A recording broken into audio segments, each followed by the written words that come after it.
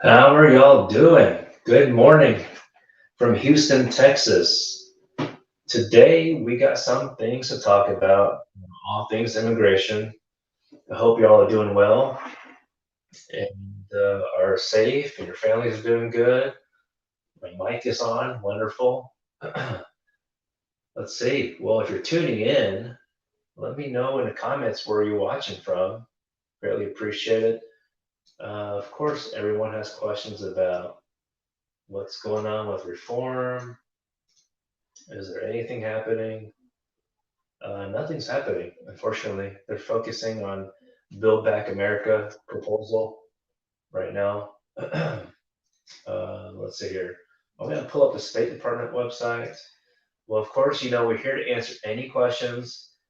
This is our Friday, our normal weekly Friday Q&A live show with myself, of course. And you can ask anything, preferably more generalized questions because you have more. I know everything's related to your case, of course, or a family member or a friend. But usually live here, I can only ask or answer procedural type questions. If you have more specific questions about your case, our number's right here. You can call, text, WhatsApp, message, and of course, if you're busy but you're at a computer, you can fill out our intake form down below at greencardguys.com. And also, friends, we do offer free 15-minute preliminary discussion just to point you in the right direction. Some people have one or two questions and may not need like a full consultation, 30 minutes to 45 minutes. So, but we do offer free, and we do offer the secret code towards the end of the show. We'll have it 25-minute show today just because I have a lot of work to do. But let's see, you got any questions? Let's see here.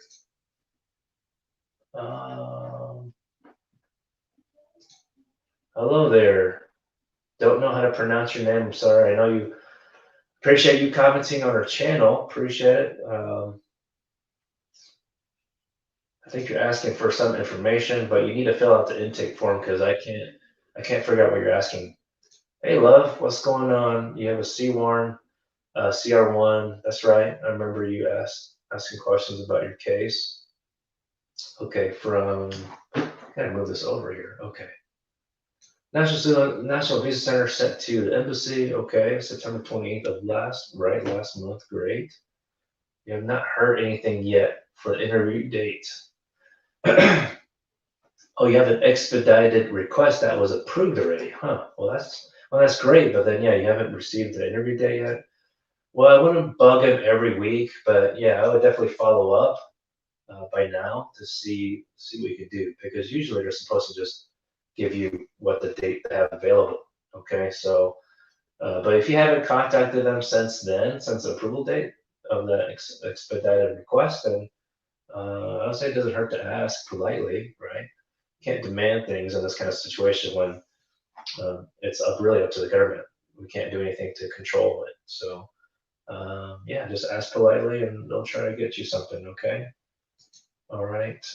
There's no special thing that you can do. Just email them, contact them. Hello there, Kos Bayar. Where y'all located? Joel, nice to see you. Good morning. It has been a long time. I hope you're doing good. Babu, is EB2 category people from the EB or EB category benefit from Plan C? Plan C is passed. Oh my goodness, yeah, y'all. I know you probably watched my channel or live show last week. I was ranting a lot. No, right now EB, it's not specific to any category for Plan C. And anyway, like I said last week, it's only parole. What the heck? It's ridiculous. Why would they do that to us? Okay. I'm very fortunate that I'm a U.S. citizen, but I know a lot of my friends, colleagues, neighbors, they've been here for a long time, and I'm sure you have too. Senator John Cornyn said he wants to at least help get green cards for DACA recipients. But crickets, it's all crickets. It's all talk. He hasn't done anything. Okay, he hasn't proposed anything. It's all a joke until they actually do it. So, yeah, that's strange.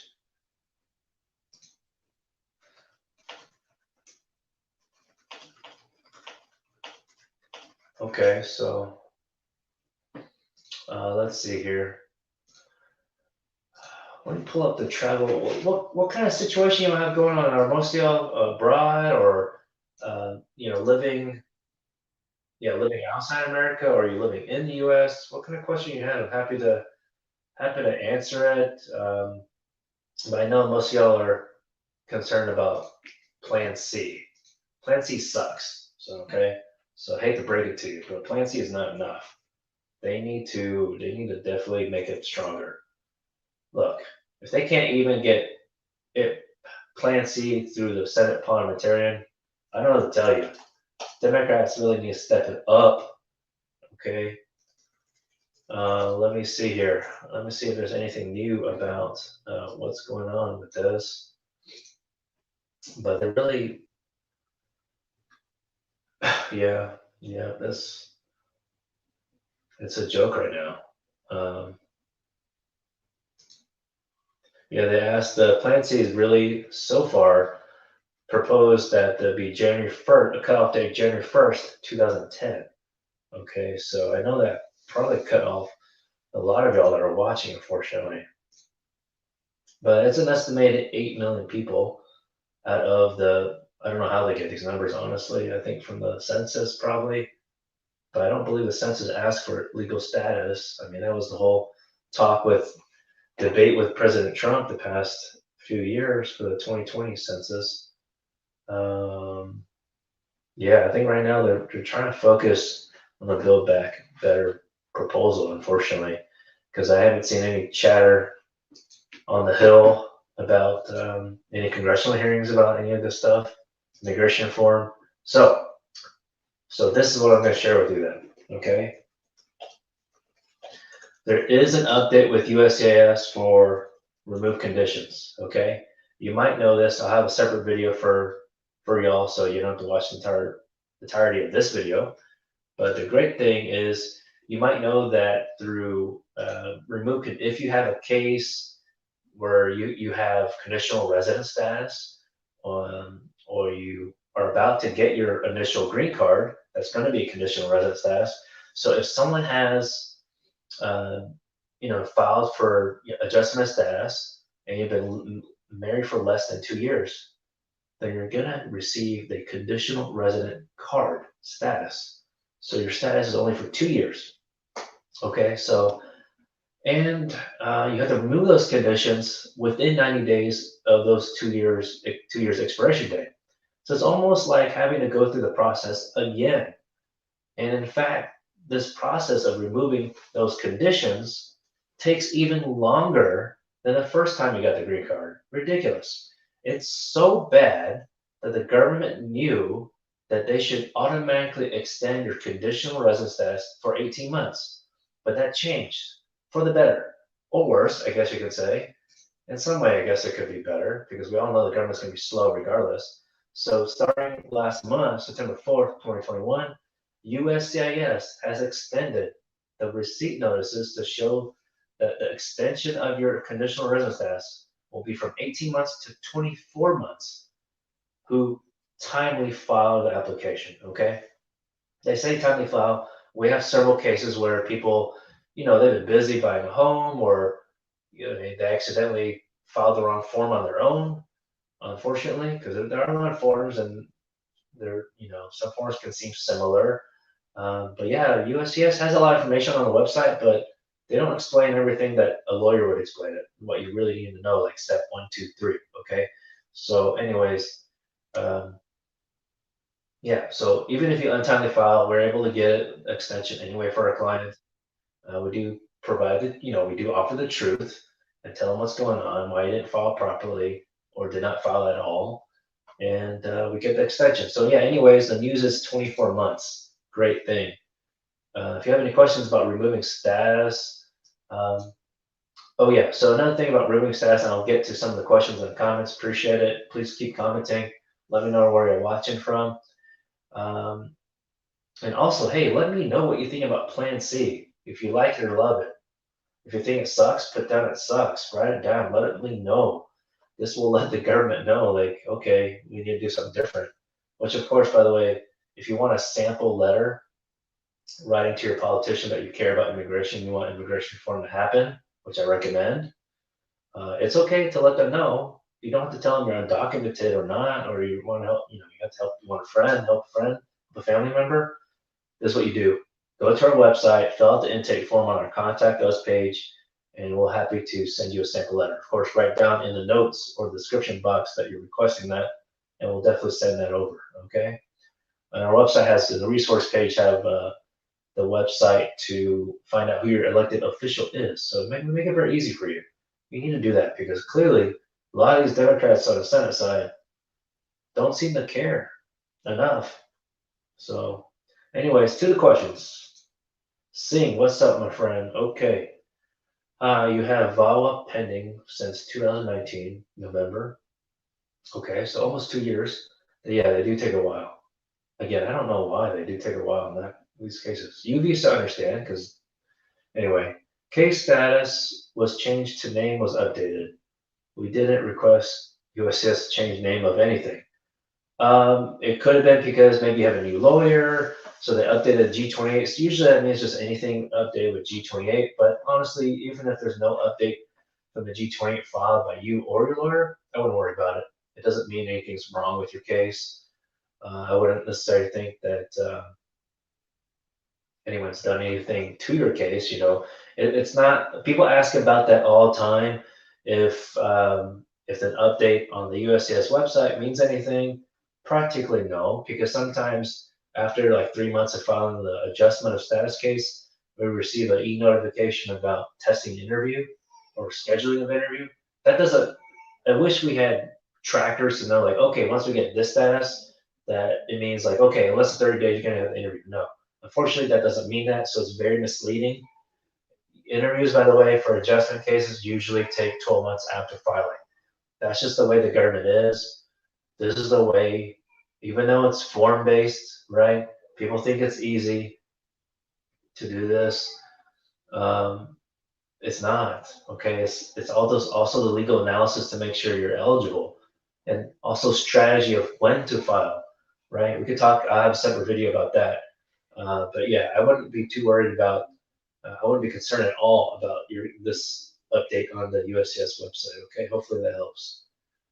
But of course, now that you mentioned it, of course, if anytime you update your address, absolutely you need to change your address online with USCIS, or if you have a court case with EOIR, Immigration Court, you need to update them. For USCIS, you can easily do that online on the tools page or tools, on the header. You can click on that. But with Immigration Court, I do not believe you can do that online yet. Everything takes slower related to court. I don't know why. Okay, Stan, you got another question. Happy to help you out here. If you are in removal proceedings as USCIS, take a little more time to process I-360 VAWA applications. If you're in court, whenever I'm in court, I ask the government lawyer, the trial lawyer, for the Department of Homeland Security to see if they can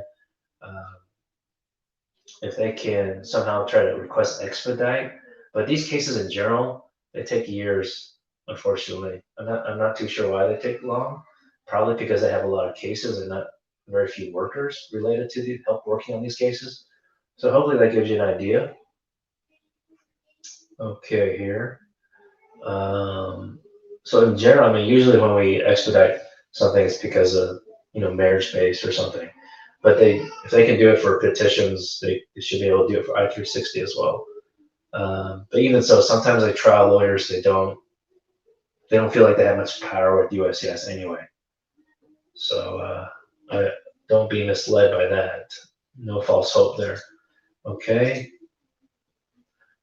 But by the way, you could, if you have a lawyer, you could try to ask your lawyer if they think you are possibly eligible for what's it called, discretion to get administrative closure. Okay, based on your I-360. You might know this already, but administrative closure essentially says your case file is going to be closed.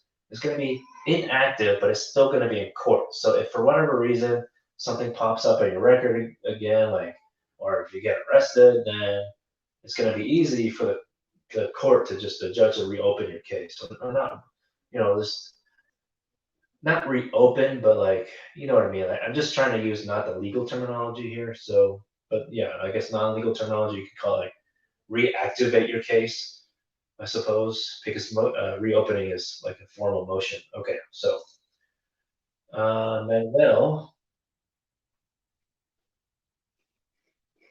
Manuel, let's see. Would you be able to help me with, uh, let's see here.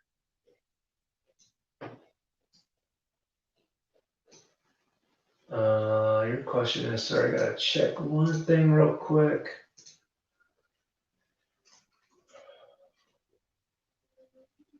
Help you with a case. I'm married to a U.S. citizen. You have kids. Um, so my computer's a little slow. Okay.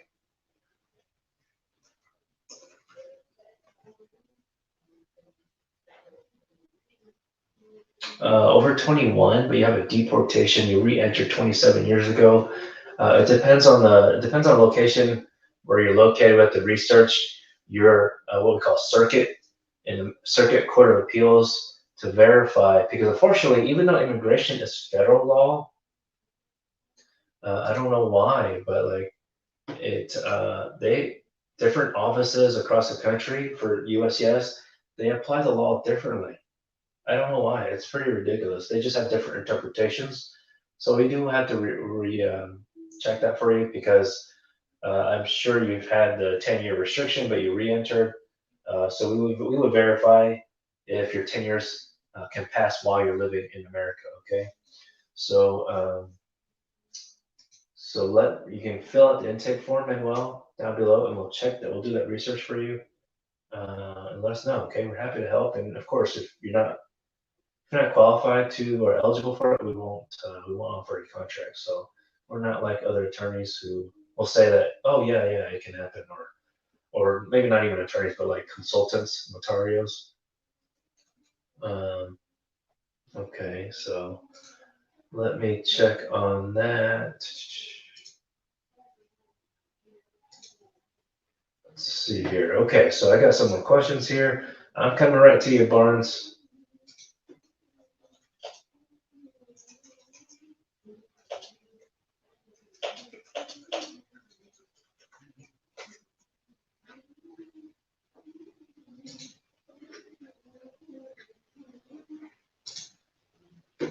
Okay, let's see here. Okay, Al Barnes, you have autism. You have been wanting to look into both law school and the legal field yourself since youth. Oh, great. I actually didn't know when, I didn't know, I didn't know I wanted to go law school until college, actually, to be honest, until I learned more about political, different countries, what's going on in different countries. Was there anyone? This is a wonderful question, Al. I don't think anyone has asked me that. It's like you're interviewing me. I'm happy to offer that. That's really touching that you care enough to ask me this question. Was there anybody or anything that influenced you to look into the legal field for the first time? Okay, yeah, it was in college. My political science class. First of all, a lot of people, of course, generally, not required, but generally take political science as a class or some kind of degree. And a lot of people in those classes or degree plan have are pre-law. Which don't worry about the pre-law situation. It may be different than pre-med, where like pre-med you have to take those classes. For law school, you don't have to take any particular class. But to answer your question directly, my influence was from the genocide war in Kenya. That's when it really started. Me thinking, okay, how can we legally get these folks if the political sphere was able to tell Bill Clinton to get people from Kenya to America, for example. I'm sorry, not Kenya, Rwanda. Okay, the genocide in Rwanda. Um, like I think 1994 around that time and before that. So that really started it. And then my volunteer trip in Vietnam, I think it was 2006, 2007.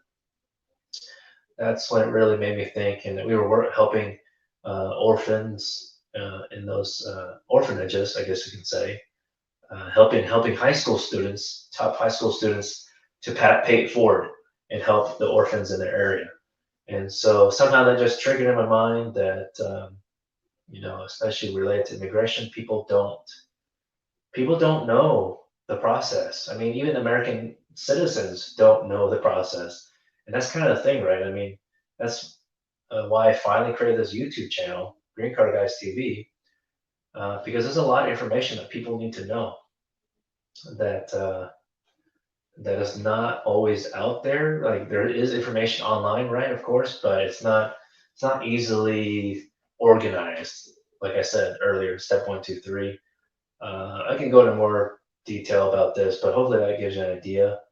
I wouldn't necessarily say it was any particular person, but if you read, I recommend reading more books than reading online per se. Like because reading online can mean a lot of things, like news on Facebook. Or, well, I don't know. I do quotations. I do quotation a lot. But anyway, I would do a lot of reading in general. Um, certain areas of law. Like at first, I thought I'd do international law because of those stories I mentioned, the genocide in Rwanda. But anyway, I shifted gears, and yeah, I could talk more about it, Al. You want to have a chat about it? Fill out the intake form, and happy to chat more. Okay, Al. Happy to always help. That's part of my personal mission is help people who want to become lawyers and help fight the good fight legally, of course. Then happy to mentor. Okay, so Al, keep in touch. Thanks for your question. Hi, Sing. Your case was closed last month. Administrative closed. Wonderful. Glad to hear that. Congratulations. Now you just have to wait for the awful processing time for by USCIS. Ina, let's see. Is that wavy hair on your picture? If that is, nice wavy hair. Sometimes I can't tell. I can't see the picture, but anyway, green card holder, disabled mother, sponsor, adult daughter over 21. So let's see here, okay? Sponsor, I think you're asking specifically about the 864 form. Well, she definitely does have to fill it out, okay? But it's not so much related to disabled. I think you're mentioning that probably because no income, not able to work. I'm assuming. But let's see here with overstay visa. So real quick on that, I'm gonna have a separate video about what I'm talking about right now, so you can share this with your friends. But we'll try to do that next Tuesday. A lot of topics to share with you, but if you're talking about a family preference category where you have to rely on the visa bulletin, then eventually you will have to, the immigrant beneficiary will have to go back abroad to the country of nationality for the visa interview to to get your green card. Okay. Um, no one really talks about this. It's very important because I know a lot of y'all have filed family preference. Um, what's it called? Petition, which is fine, but some people assume you can get the interview in America. It has to be abroad. So something else you need to know, Ina, is that you can apply for a waiver based on your resident mother. So that's a good thing. Okay. But in terms of it's kind of like you have like, I know I look at one statement and I have like these multiple issues to share with you that you need to overcome. So Ina, if you don't mind, for me to fully explain everything, if fill out the intake form on our website, greencardguys.com.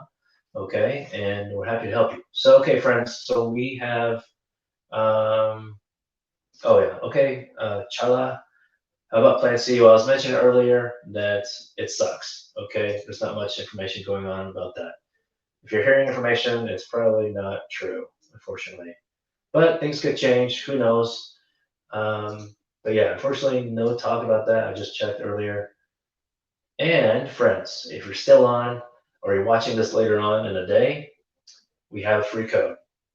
Okay, we have the free code, and here it is, my friends, or secret code, I mean, to access the free 15-minute initial consultation. We're happy to help you, point you in the right direction. Phone number is right here. You can call, text, WhatsApp. You know how to reach us. And okay, so share that secret code with your friends. And if you call in for some reason and you forgot the code, you got to go back to the video and watch it, because our CARES team has received so many calls, and we just can't be on the phone for so long and have you watch the video while we're on the phone. We appreciate it. We'd love to get to know you, but you have to get the code. Okay, so that there is. And friends, thank you so much for tuning in. We'll have more information for you as soon as it pops up. Any breaking news, we'll definitely let you know when it's actually breaking news. All right. And by the way, if you have TikTok, I do have a username. I honestly don't use it that often. I'm one of those older folk that are trying to figure out TikTok. But I think my username is Immigration Lawyer Dad. Okay. So if you want to follow me, I really appreciate it. And until next time, please continue wearing your mask. Take care.